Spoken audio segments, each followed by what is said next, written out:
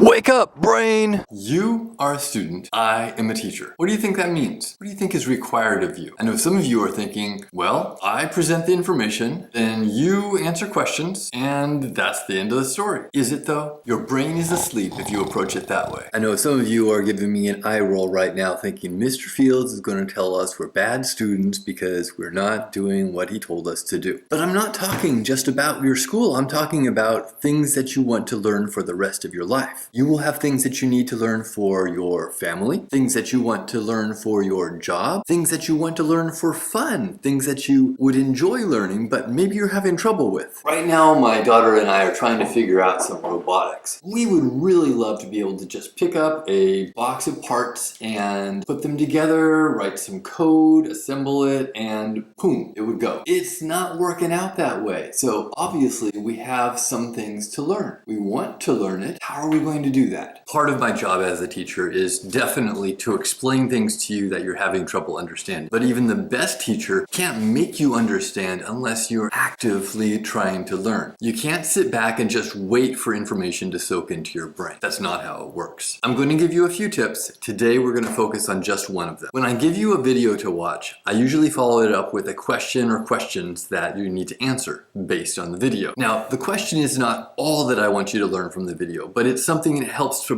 bring things back from your brain. That recall of information from the video makes it easier for that information to stay in your brain for longer. That's something we'll talk about a little more later. Some of you are struggling to get the answer from the video. Some of you have the same problem when you're reading a text and you're trying to figure out what the answer to the question from the text is. Here's today's tip: the preview. Too often we read or watch things with our brain falling asleep. The brain is sitting there not really knowing what to do, so it reads the words and it reads them one after the other. I run into this problem too. Sometimes I read a whole page and then I get to the end of it and realize I don't even know what I just read. I don't know what I was thinking about. I was thinking about pie, or I was thinking about camping. I was thinking about something else and I didn't even understand what I read, even if I understood what all the words mean. I was not only distracted, I was not paying attention to what I was reading. Don't trust your brain to work harder than you do. Give your brain the tools to be successful. As you approach something new that you want to learn, it's a lot like taking apart a machine. You are understanding what the big parts are, and then you try to understand how they fit together. How are the different parts related to each other, and how do they work as a whole? That's what your goal is. You're trying to take apart your video or your text or whatever it is that you're looking at.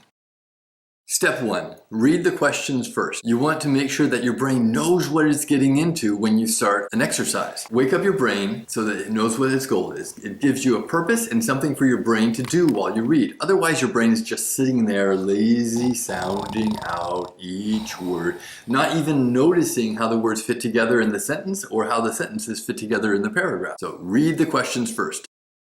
Second step, read the headings next. If it's just a video, you're going to read the title of the video and the name of the place that it's coming from. This gives you an idea of what it's going to be about. If you're reading a text, reading the headings, there might be a heading every couple of paragraphs. That's another thing. It's going to give you a clue about what this whole thing is about. They also help you focus on the main ideas.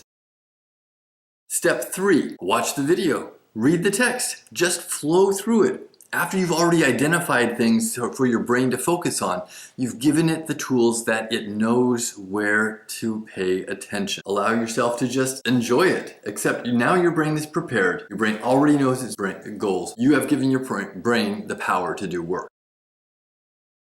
And then finally, 4, look out for words with extra emphasis. If you are watching a video, read the words that pop up on the screen. If there is like a text box up here that says something, or if there's a title screen, or if there's something that is a slide that has words on it, stop it, read those words. It's easy to let those slip by. If I took the extra time making a video and I made an extra image that I had to insert, I took extra time for that. That must mean that it was extra important. I really want you to know that. So if you you know nothing else from the video, but you just know the words that popped up, that's a really good step in the right direction. The same thing goes for reading a book. If you're reading a text and there are words that are in bold print, or they're highlighted or underlined or somehow popping out from the page, you want to make sure you pay extra attention to those. Go back, read those 2 times just so that they stick in your brain. A lot of times those will be vocabulary words that you're responsible for. Sometimes they're main ideas, but either way, those are words that the publisher was making extra efforts to get you to understand. Pay attention to those. So there's your list of tips for the day. Read the questions first, read the headings next, pay close attention to the words that are extra emphasis on them. Don't trust your brain. Give it the tools it needs to be powerful. Have a great day, guys.